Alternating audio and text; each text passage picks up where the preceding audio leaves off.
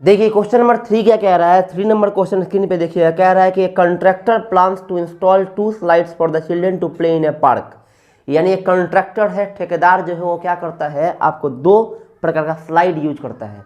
Slide समझते हैं, कभी प्ले ग्राउंड में गए हैं, देखे हैं, एक फिसलन पट्टी होती है, उसको स्लाइड बोला जाता है। तो ये 2 किसके लिए है, पार्क में चिल्ड्रन के लिए है। देखिए एक कह रहा है कि 5 ईयर्स से बिलो वाले हैं, तो कह रहा है C prefers to have a slide which top is at height of 1.5 metre. अब देखिए बहुत बच्चे सी देख के घबरा जाते हैं। अरे कंट्रैक्टर जरूरी नहीं है कि हमेशा मेल ही हो यार, फीमेल भी होता है, फीमेल भी हो सकती हैं हमारे देश में। अब दोनों काम करेंगे ना। अब देखो मोबाइल पे देखे होगे, पहले ये लड़के जो होते हैं दारू पी के पूरा मारा मारी करते थे। अब हमने परसों तरसों देखा एक लड़की को, वो पी करके दुकान पे जाकर पूरा मारा मारी की थी। ठीक है, मुझे कौन छू सकता है, सबको मारूंगी मैं। अब मार भी रही थी कि जिसको मन करा उसी को पीट दे रही थी। उसके बाद लोगों ने पीटना चालू किया, तो वो लखनऊ वाली गर्ल का सीन मुझे याद आ गया लखनऊ में कांड नहीं होता एक कैब ड्राइवर के साथ में, हाँ, एक्शन मिला है 50%, पीटने का भी पिटाने का भी। सॉरी यार, लेकिन कुछ लोग हैं जो ऐसा बनना चाहते हैं, उनके लिए खास संदेश है। अरे अच्छाई में करो ना, तो यहाँ पे एकदम लड़कियाँ लड़कों से कम कहाँ हैं, बुराई में भी कहाँ से, अच्छाई में भी बुराई में, सब चीज़ में आगे निकलेंगी। बढ़िया, बेस्ट ऑफ लक।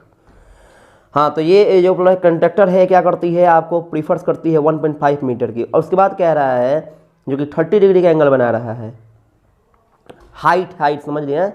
कह रहा है कि where the for elder children, जो आपको बड़े बच्चे हैं उनके लिए वो चाहती है कि आपको स्टीप स्लाइड लगाया जाए 3 मीटर हाइट का, और वो 60 डिग्री का एंगल बनाता हो। यानी आप अगर क्वेश्चंस पढ़ लिए हैं तो आप क्वेश्चंस पढ़ के थोड़ा सा इसको सही से करिए। जैसे मान लीजिए कि ये एक हो गया, एक ये स्लाइडिंग हो गया, और इसके बाद एक ये स्लाइडिंग हो जाएगा।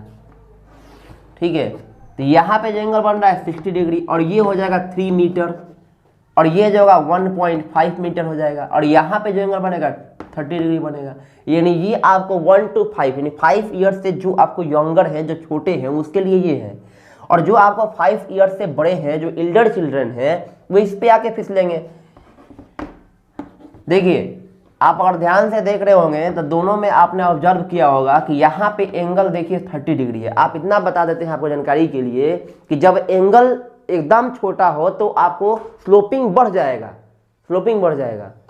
ठीक है, किसी किसी घर में गए होंगे, आपने देखे होंगे कि सीढ़ी एकदम खड़ा है।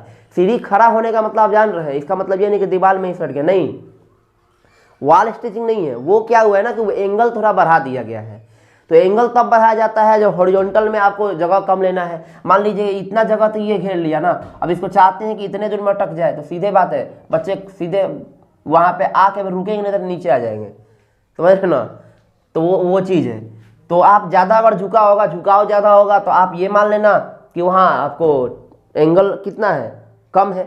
और ज़्यादा झुका नहीं होगा तो वहाँ एंगल ज़्यादा है।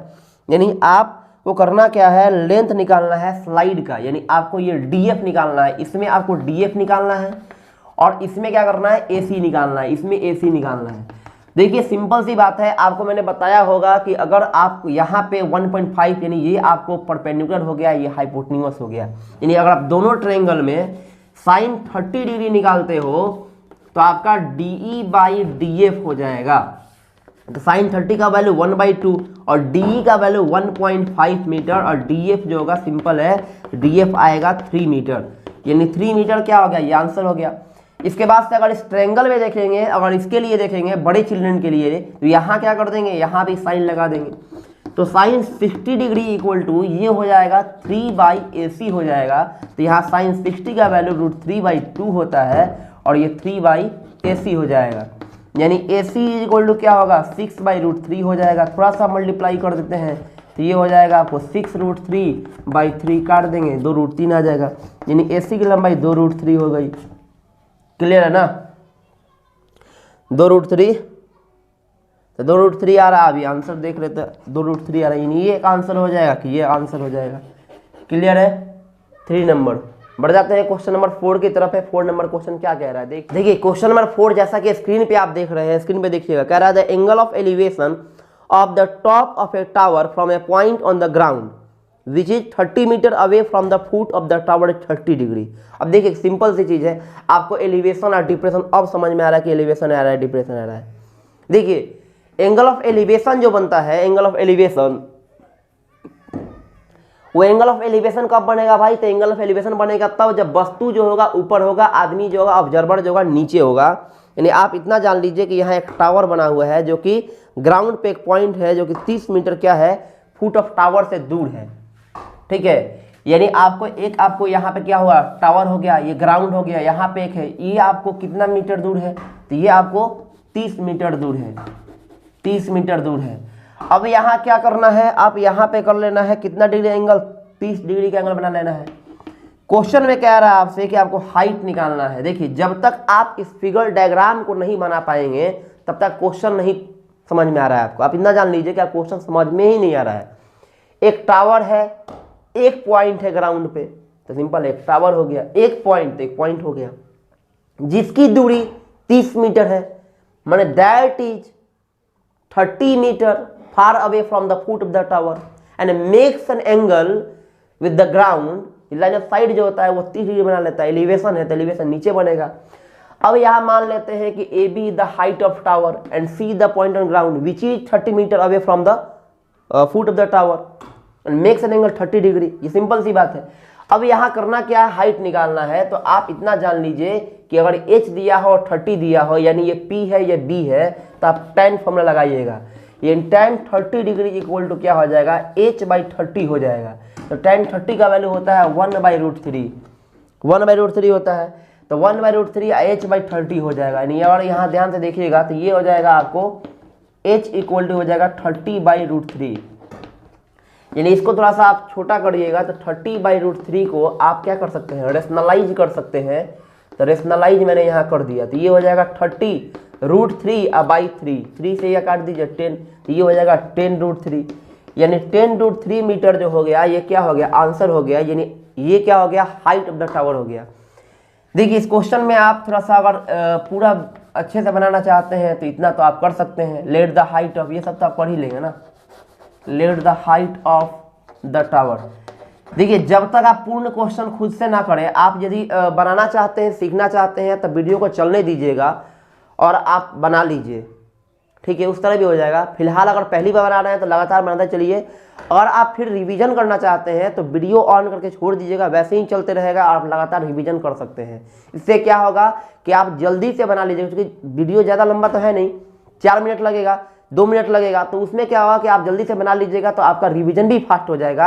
आप जो स्लो स्लो लिखते हैं ना, वो स्लो स्लो लिखना छूट जाएगा आपका। ठीक है, तो ये हो गया let that height of tower equal to A B equal to h कर लेना। देखिए बहुत सारे बच्चे का क्वेश्चन हो सकता है कि h फॉर हाइपोटेन्यूअस सर मानेंगे तो फिर हाइट कैसे। देखिए हाइट या हाइपोटेन्यूअस वो आपको खुद समझ लेना है कि ये कभी भी हाइपोटेन्यूअस नहीं हो सकता, ये हाइट ही हो सकता है, और ये कभी भी हाइट नहीं हो सकता, हाइपोटेन्यूअस ही हो सकता है। तो वो सिचुएशन के आधार पर है। अब मान लीजिए कोई क्वेश्चन पूछता है, एक लड़के ने किसी लड़की से पूछा कि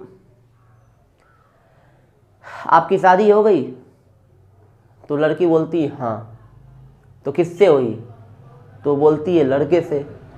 तो वो पूछता है कि अरे लड़के से ही ना होगी, तो बोलती है क्या बात कर रहे हो, मेरी बहन की तो मेरे भाई की तो लड़की से हुई है। अब देखो उसने लड़की से पूछा आपकी शादी हो गई, तो वो बोलती है कि हाँ। किससे हुई, तो लड़के से। अब वो पूछता है कि लड़के से तो होगी, अरे सबकी दौड़े होगी, लड़का होगा तो लड़की से होगी, लड़की होगी तो लड़का। सिचुएशन के आधार पे समझना ना, पागल थोड़े आदमी। ठीक है, तो ये क्लियर है। देखते हैं अगले वीडियो में 5, 6